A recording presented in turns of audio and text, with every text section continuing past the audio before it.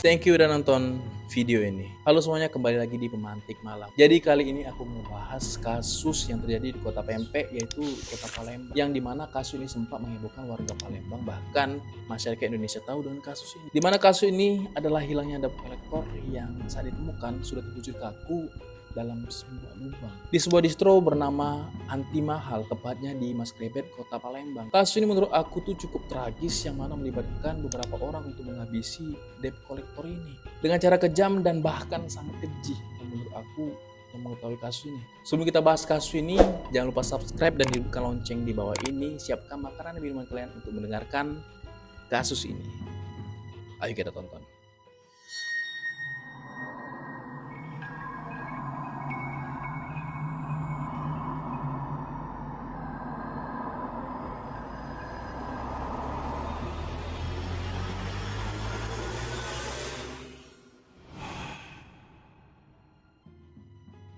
Anton Eka Saputra, seorang karyawan koperasi yang bertugas sebagai penagih pinjaman yang berada di kota Palembang. Dan memang keseharian dari Eka ini yaitu menagih pinjaman dari nasabah tempat dia bekerja, yaitu koperasi. Yang mana memang Eka ini menagih uang ke nasabah yang telah masuk di tengah waktu yang sudah dijanjikan. Tapi sebelum kita lanjut dan masuk ke dalam kasus ini, diketahui Eka ini adalah seorang perantau ke kota Palembang dan kemudian menikah serta memiliki satu orang anak yang bertempat tinggal di perumahan Sukarami, kota Palembang. Terlihat dari postingan Eka ini menjalani hubungan harmonis dengan istrinya. Terlihat dari foto yang beredar di sosial media miliknya. Dari pekerjaannya, Eka terlihat semangat dengan pekerjaannya ini dan memang untuk menafkahi keluarga kecilnya ini.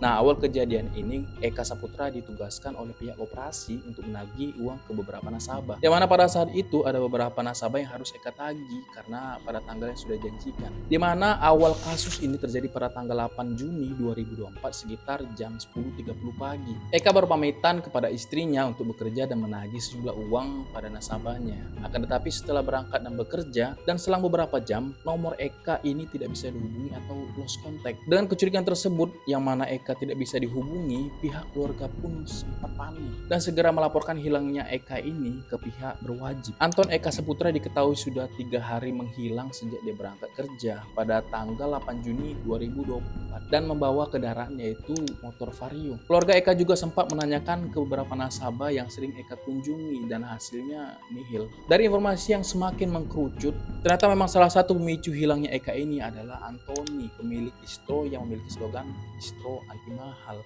yang adalah salah satu nasabah dari Eka ini. Diketahui juga Antoni ini adalah seorang perantau yang mengembangkan bisnisnya di kota Palembang. Bisnis yang dijalani Antoni ini adalah distro yang ada di Mas Krebet, kota Palembang. Antoni ini terbilang cukup sukses dalam mengelola bisnis distronya ini, yang mana memiliki 2 karyawan di distronya, satu perempuan berinisial P sebagai kasir, satunya lagi bernama Kelvin. Dimana juga terlihat dari tempat kediaman Antoni ini yang menurut aku ya sudah cukup mapan dengan memiliki rumah yang cukup bagus. Menurut informasi yang aku dapat, Antoni ini bisa dibilang nasabah yang kurang kooperatif saat ditagih dan juga terkadang sangat susah untuk dihubungi. Setelah menangani beberapa nasabah lainnya, sempat Eka menarik uang nasabah di ATM yang dimasukkannya ke dalam tas nilai 35 juta yang nantinya akan disetorkannya ke koperasi tempat dia bekerja.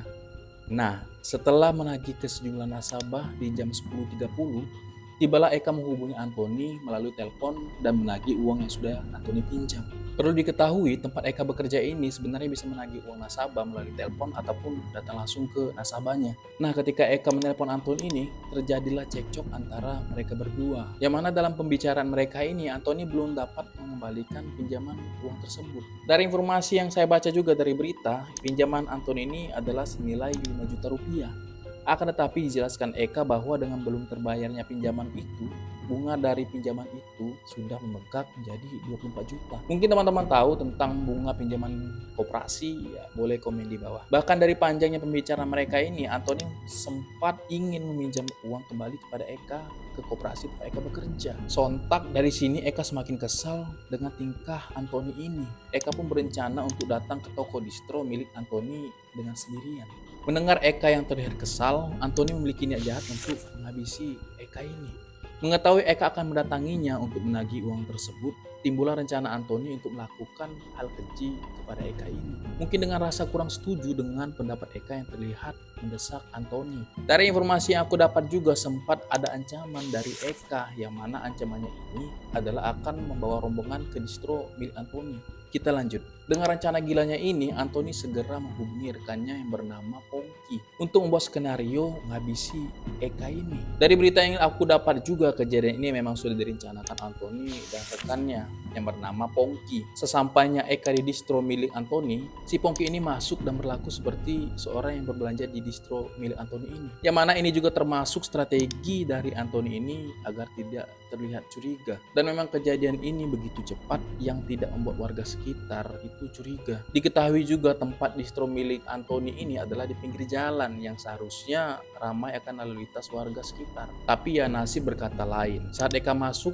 dan membuka tas untuk mengambil buku tagihan, Anthony memberikan sinyal kepada Pongki untuk memukul Eka dengan sebilah besi yang membuat Eka tersungkur jatuh dan bersimbah darah. Akan tetapi di situ Eka sebenarnya masih bernapas dan sangat sekarat. Dengan panik, Anthony dan rekannya ini memukul kembali bagian kepala Eka hingga Eka lemas dan akhirnya Eka tidak bernapas lagi. Kemudian dengan rasa panik, Anthony, Kelvin, dan Pongki ini membawa tubuh Eka ke belakang ruko distro tersebut, yang mana untuk langsung mengubur tubuh Eka ini di sebuah kolam kecil yang ada di belakang ruko tersebut. Akan tetapi terlihat kolam bagian belakang distro tersebut tidak terlalu dalam. Anthony ini menyuruh karyawan yang berinisial P sebagai kasir untuk membeli pasir dan semen.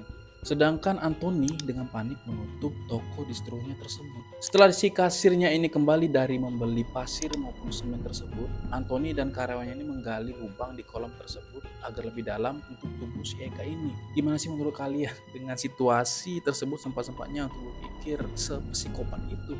Wow, aku pun bingung ya. Nah, sebelum mereka mengubur tubuh Eka ini, mereka juga sempat mengambil harta benda milik Eka, HP maupun dompet. Setelah beberapa jam mereka berhasil mengubur tubuh Eka ini dengan cara dicor. Sedangkan Anthony juga menyuruh karyawan perempuan kasir itu membersihkan genangan merah yang berceceran di lantai tanpa mereka mengeksekusi si Eka ini. Setelah beberapa saat mereka juga sempat beristirahat dari aksi gilanya ini. Nah, saat mereka beristirahat, Anthony sempat melihat tas yang dibawa Eka tadi. Ketika Anthony membuka tas bawaan Eka ini, Anthony sempat kaget, yang mana isi dalam tas tersebut adalah uang sebanyak puluhan juta, yang mana sempat memang kita bahas di awal tadi. Uang tersebut adalah uang hasil dari nasabah-nasabah Eka ini sebelum bertemu dengan Anthony ini. Yang lebih gilanya lagi, mereka sempat menghitung seluruh uang tersebut, yang mana totalnya adalah 35 juta rupiah. Jadi tanpa pikir panjang, Anthony pun langsung memberikan uang kepada Kelvin 1,5 juta, sedangkan Pongki mendapatkan HP milik Eka dan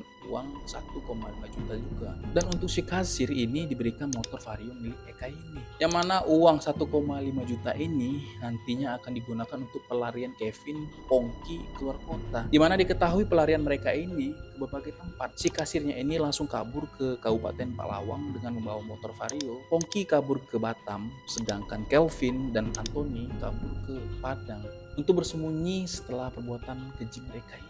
Di sisi lain, istri Eka ini semakin panik dengan hilangnya kabar Eka ini, yang mana biasanya pada sore hari Eka ini udah pulang. Akan tetapi pada saat itu juga belum pulang. Sampai malam tiba, keluarga Eka pun terus mencari keberadaan Eka ini. Di keesokan harinya, dengan rasa penasaran, keluarga Eka pun pergi dan menanyakan tempat Eka bekerja. Yang mana dari sini dapat sebuah informasi bahwa hanya ada satu nasabah Eka yang berada di Jalan Mas Krebet, yaitu Anthony. Keluarga Eka pun langsung ke lokasi distro tersebut untuk menanyakan hal yang mungkin tahu tentang keberadaan Eka ini. Akan tetapi ketika ke distro tersebut ternyata sudah beberapa hari tutup.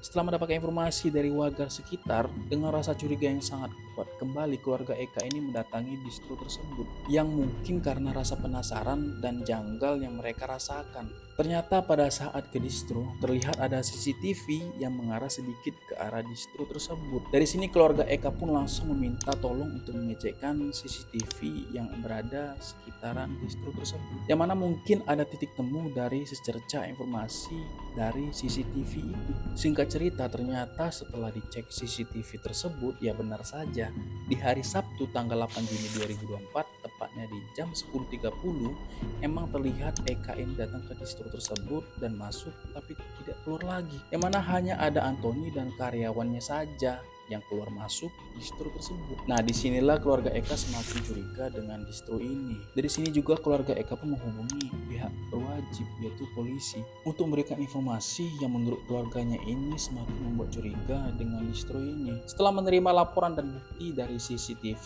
itu, polisi langsung mendatangi distro anti mahal dan rumah Anthony ini, yang ternyata tokonya ini terlihat tutup bahkan sepi.